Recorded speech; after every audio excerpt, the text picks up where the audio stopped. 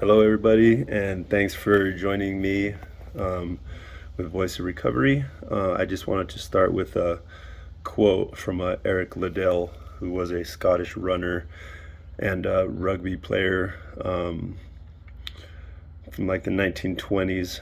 And this is what he says, one of his quotes. He says, "I believe that God made me for a purpose, for China, but he also made me fast.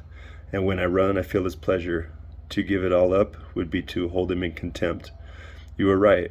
It's not just fun. To win is to honor him." And that was just really motivational, and it makes a lot of sense to me personally, I guess. So I figured, maybe someone else could find something in that. Some good news. I'm graduating the HarvestFarm New Life program on September 23rd, 2022, 8 a.m. I was a wee bit nervous at first, at the first thoughts of finding housing and having to figure out a vehicle and a driver's license, and just the logistics of everything with my job and just everything. I guess if there's one thing I've learned through this journey is that planning is a big part of the battle, and so having a good plan is always good, and so I can honestly say that I was not planning. My plan was kind of lacking when it came to those things, and so I was a little nervous, but thinking about it today, I really feel that if all the controllables are not controlled, then when making that transition, it could be tough mentally and emotionally, and that's not a very good way I feel that I'd want to leave, any kind of recovery program, and like really feel good about it. And so I've done good up until now with the controllables, and I still am. But it was a little nerve-wracking, and for a short period of time though, like a week or less. That's really not bad in the whole scheme of things. But yeah, everything's really working out. The timing for everything is good. I have a graduation car from the Denver Rescue Mission waiting for me as soon as I get my license, and the appointments are all set up with the DMV.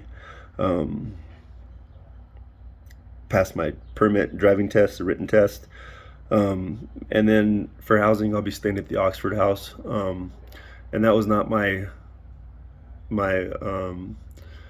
originally it was not my first choice, and it was something I really wasn't even going to look into, and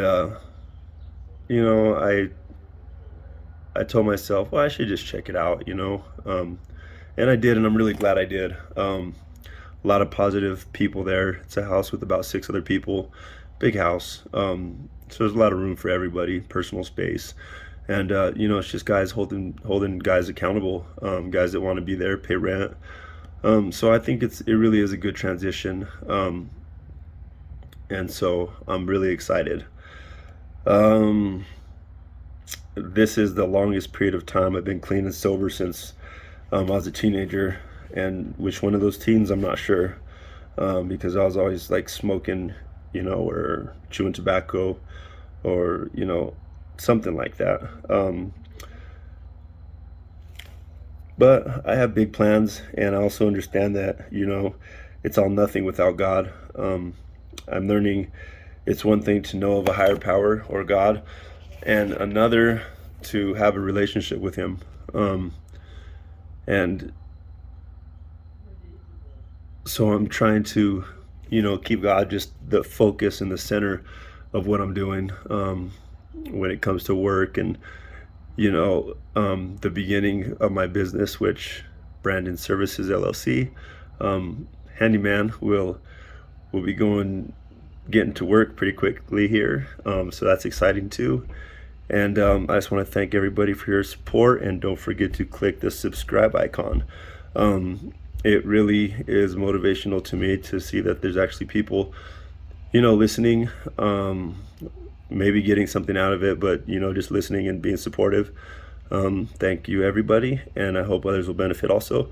See you next Friday.